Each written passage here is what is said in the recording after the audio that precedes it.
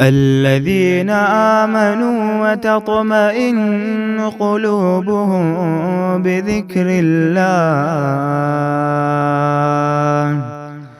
ألا بذكر الله تطمئن القلوب۔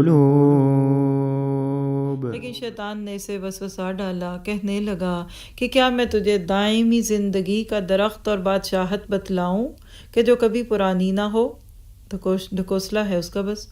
چنانچہ ان دونوں نے اس درخت سے کچھ کھا لیا، پس ان کے سطر کھل گئے اور بہشت کے پتے اوپر ٹانکنے لگے۔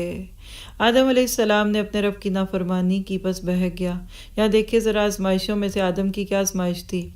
ٹیمپٹیشن، خواہش پیدا ہوئی تو شیطان کا کنٹرول ہو گیا۔ آج بھی ایسا ہی ہوتا ہے۔ پھر اس کے رب نے اس کو نوازا، اس کی توبہ قبول کی، اس کی رہنمائی کی، فرمائے تم دونوں یہاں سے اتر جاؤ، تم آپس میں ایک دوسرے کے دشمن ہو۔ اب تمہارے پاس جب کبھی میری طرف سے ہدایت پہنچے تو جو میری ہدایت کی پیروی کرے نہ تو وہ بہکے گا نہ تکلیف میں پڑے گا۔ آیت 122 میں دیکھیے ثم اجتباہ ربہ فتاب علیہ وہدی۔